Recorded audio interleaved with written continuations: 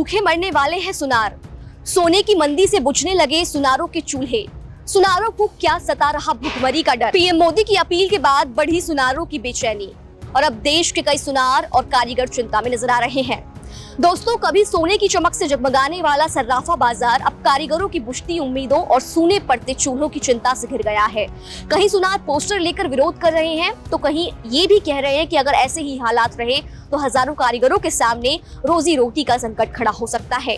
हालात तो ये भी है कि कुछ जगहों पर सुनारों ने पोस्टर तक लगा दिए हैं, जहां सुनार की दुकान के आगे चाय पकौड़े की दुकान खोली जा रही है तो कहीं झालमुड़ी बेची जा रही है। अब सवाल ये है कि आखिर सुनारों में ऐसा डर फैला क्यों? दरअसल हाल ही में पीएम मोदी ने लोगों से गैर जरूरी सोना खरीदने से बचने की अपील की थी। उन्होंने कहा था कि पश्चिम एशिया में बढ़ते तनाव और तेल गैस महंगे होने की वजह से देश पर आर्थिक दबाव जो है वो बढ़ रहा है। पीएम मोदी ने लोगों से पेट्रोल डीजल का इस्तेमाल कम करने, वर्क फ्रॉम होम अपनाने और 1 साल तक गैर जरूरी सोना न खरीदने की बात कही थी, खासकर शादियों में जहां सोने की खरीद को टाला जा सकता है। इसके बाद सर्राफा बाजार में बेचैनी बढ़ गई। कई सुनारों का और कारोबारियों का कहना है कि लोग पहले से महंगाई की वजह से सोच समझकर सोना खरीद रहे थे और अब इस अपील के बाद बाजार में डर और असमंजस बढ़ गया है।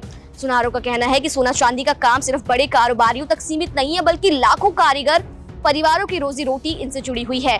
अगर खरीदारी कम होती है तो सबसे ज्यादा असर उन कारीगरों पर पड़ेगा जो दिन रात मेहनत करके सोने के गहने तैयार करते हैं।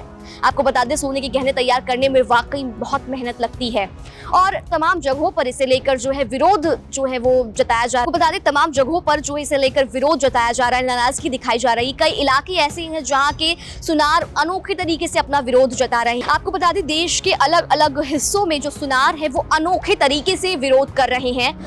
कई जगहों पर सुनार पोस्टर लगा रही है, कोई झालमुड़ी बेच रहा है तो कोई अपने सुनार की दुकान के आगे चाय पकौड़ी लगा रहा है और साथ ही पोस्टरों के जरिए जो कारोबारी है वो ये दिखाने की कोशिश कर रहे हैं कि अगर हालात ऐसे ही रहे तो सुनारों को दूसरा काम करने पर मजबूर होना पड़ सकता है। दरअसल इस पूरे मामले के पीछे पश्चिम एशिया में बढ़ता तनाव भी बड़ी वजह माना जा रहा है, जहां सराफा कारोबारियों का कहना है कि इसका असर बड़ी दुकानों पर ही नहीं बल्कि छोटे कारीगरों पर भी सबसे ज्यादा पड़ रहा है।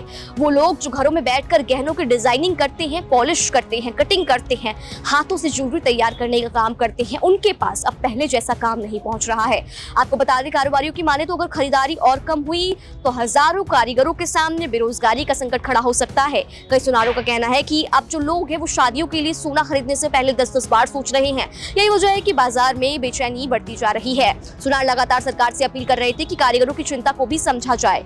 एक तरफ ईरान, इजरायल और अमेरिका के बीच चल रहे तनाव की वजह से दुनिया में बड़े तेल सप्लाई जो है वो उसके जो रूट है वो प्रभावित हो रहे हैं। वहीं कच्चे तेल की कीमतों में भी बढ़ोतरी का जो असर है वो अब भारत जैसे देशों पर भी साफ देखने को मिल रहा है, क्योंकि भारत बड़ी मात्रा में तेल और सोना आयात करता है। यही वजह है कि सरकार विदेशी खर्च कम करने की बात कह रही है और इसी चर्चा के बीच अब सर्राफा बाजार में चिंता जो है वो बढ़ती नजर आ रही है। आपको बता दें, फिलहाल एक तरफ सरकार आर्थिक दबाव कम करने की कोशिश में है तो दूसरी तरफ सुनार और कारीगर अपने काम और भविष्य को लेकर परेशान नजर आ रहे हैं। ऐसे में अब देखना ये होगा कि आने वाले दिनों में सर्राफा बाजार में ये चिंता कम होती है या और बढ़ती नजर आती है। इस पूरे मामले पर आपकी जो भी राय हो कमेंट करके जरूर बताएं।